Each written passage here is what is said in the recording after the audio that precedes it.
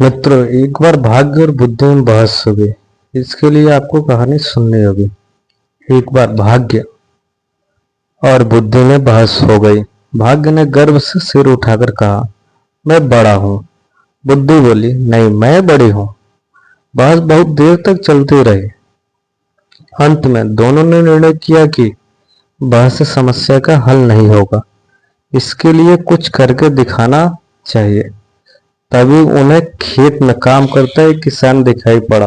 बुद्धि ने भाग्य से कहा, तुम अगर इसे राजा बना दो तो मैं हार मान लूंगा। भाग्य ने कहा, ठीक है, मैं इसे अभी राजा बनाता हूं।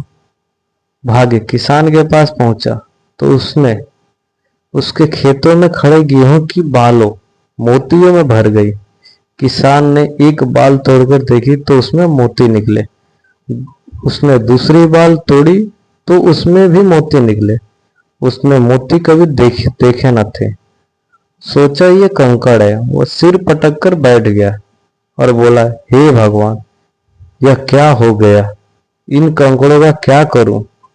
साल भर की मेहनत व्यर्थ चली गई। वह खेत के किनारे बैठकर अपने भाग्य को कोसने लगा। तभी उस देश का राजा अपने मंत्री के साथ उधर से गुजरा। उसने किसान को रोते देखा तो रुक गया।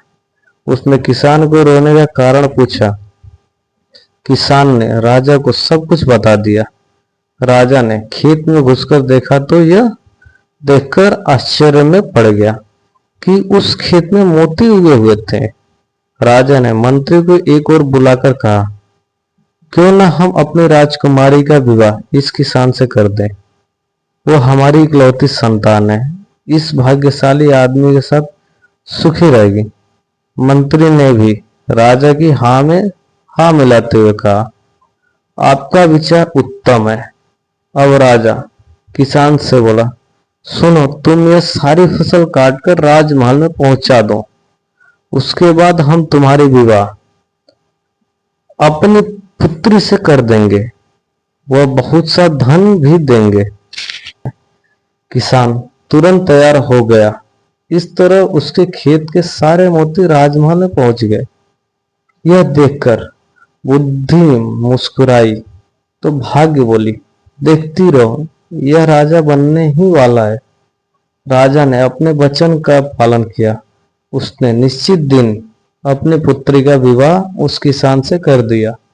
किसान बहुत प्रसन्न था। जब राजकुमारी सज सवर के किसान के कमरे में आई तो उसके मन में विचार आया कि कहीं वह चुड़ैल तो नहीं है। उसने बचपन में सुना था कि चुड़ैल सुंदर रूप धारण करके आदमी का खून चूस लेती है और उन्हें मार डालती है। चुड़ैल के हाथ पड़ने से अच्छा है कि मैं यहां से भाग जाऊं। यही सोचकर वह कमरे से निकल भागा। वहां से भागकर किसान नहीं नदी के किनारे जा बैठा। तभी राजा का सैनिक ने उसे देख लिया। वो उसे पकड़कर राजा के पास ले गया। उसे देखकर राजा को क्रोध आ गया। उसने किसान को कठोर दंड देने का निश्चय भाग्य से किया। देख लिया तुमने, अब इस आदमी को सजा होने जा रही है। बोलो, क्या कहते हो? निराश होकर भाग्य बोला, अगर तुम इस आदमी को बचा लो तो मैं हार मान लूंगा। बुद्धि ने हंसकर कहा, तो ठीक है, अब मेरा कमाल देखो। मैं चली उसके पास। जैसे ही बुद्धि किसान के पास आई, वह बोलो, राजन, आप मेरे ससुर हैं। क्या मैं आपसे पूछ सकता हूं कि मुझे क्यों लाया गया? राजा बोला, तुमने मेरी पुत्री का तिरस्कार करके मेरे घोर अपमान किया। इसका तुम्हें दंड दिया जाएगा। तब किसान बोला, राजन, जब आपकी पुत्री कमरे में आई तभी नदी की ओर से बचाओ बचाओ चिल्लाने की आवाज मेरे कानों में पड़ी।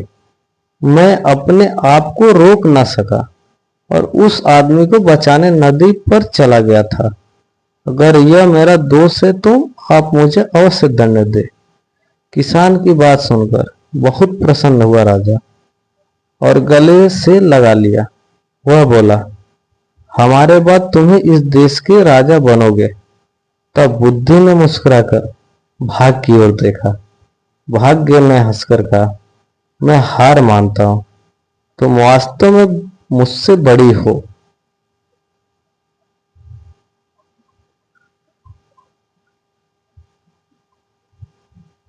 I hope you like them. Enjoy your